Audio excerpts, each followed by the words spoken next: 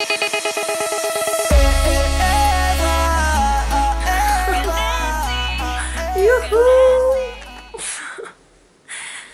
така не ми се става, ама трябва. Така че, поне да ви взема с мен. Айде. Първото нещо, което правя когато стана, е да се протегна хубаво на прозореца ми. Днес ще ви взема с мен абсолютно навсякъде, през целия ден. Така че стискайте палци и дано да ви хареса.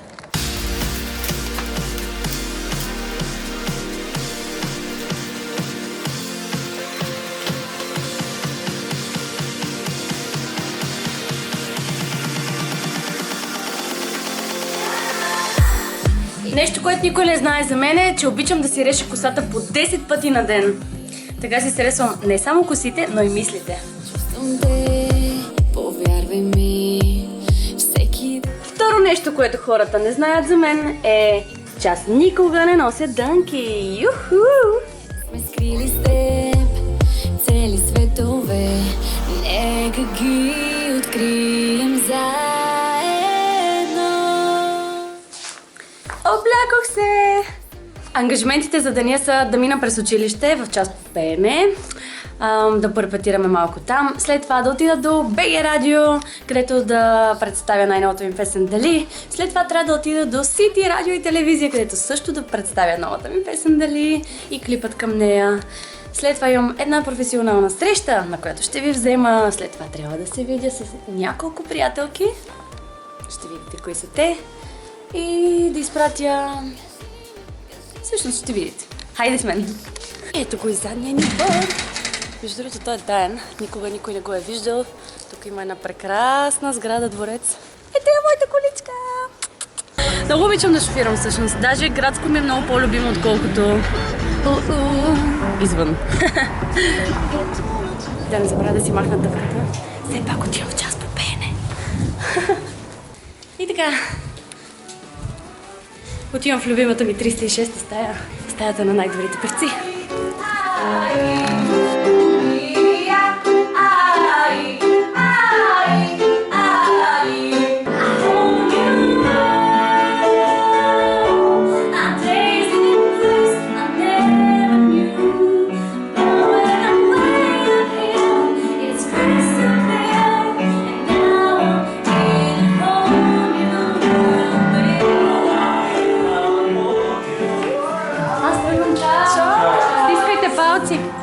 И благодаря за днешния час. О, ето ги сладурите от съседния клас. Страхотни певци, помахайте. О, И така, сега бързам, имам половин час да стигна до БГ Радио. Новата ми песен! Дали по радиото? Много се радвам всеки път, като я чуя. Радио Сити! Тръгнахме. Ех, толкова е хубаво! Получих СМС! Пепи Граматикова, че пееш по Сити! Много яко! 12-12! Пожелайте си нещо! Току-що паркирах и вече съм в БГ Радио!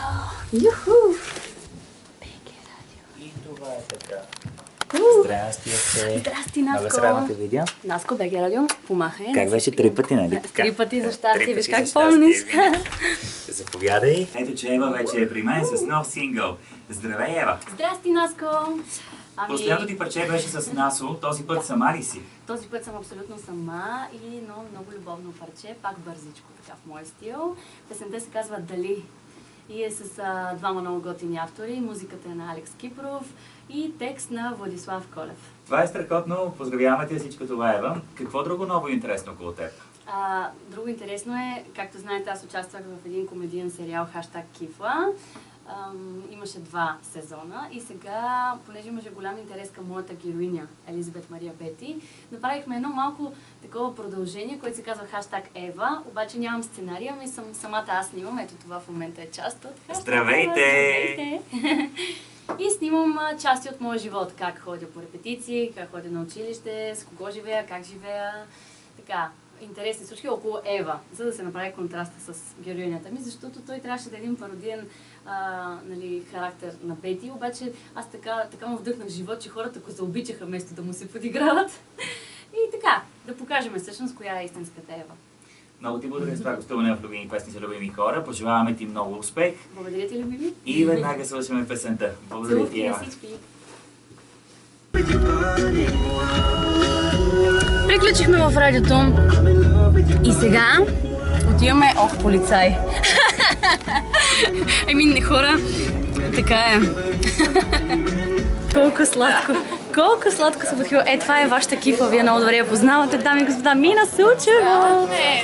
Бързо кажи как се казва дебютната ти песен. Остава. Йордан Марков, дами и господа. Още не сме го канили на специален епизод, но сега е момента да кажем колко пъти си печелил в Пирин Фолк. Само Пирин Фолк. 3 пъти. 3 пъти. Ама да не говорим, за много световни конкурси. Да. Плюс това, съвсем скоро ни предстои един много готин концерт заедно. Аз не съм го казала. Така ли? Добре. Това е много изненада. Но е супер. И така хапваме веган суши и обсъждаме бъдещите проекти. А утре какво ще правим, Бивка? Ще снимаме клип. Юху! Аз ще и бъда личния шофьор. Да, и не само.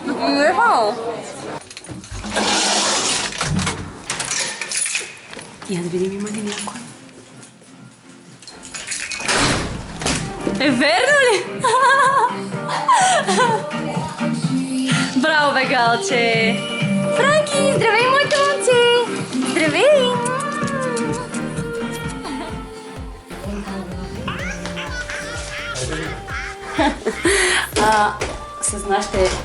С моето звездно семейство много се забавляваме и тук ще си направихме едно клипче, но няма да бъде публикуване, така че ви го показвам. А сега се заемам с любимата ми част.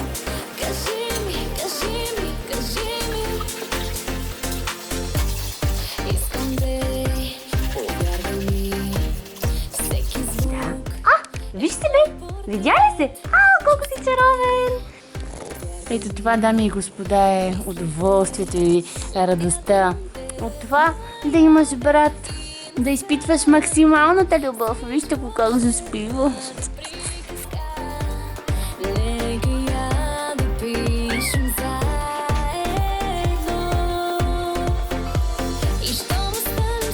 Сладурчета, много се уморих. Абонирайте се за канала ни, защото скоро ще има нови, още по-интересни клипове.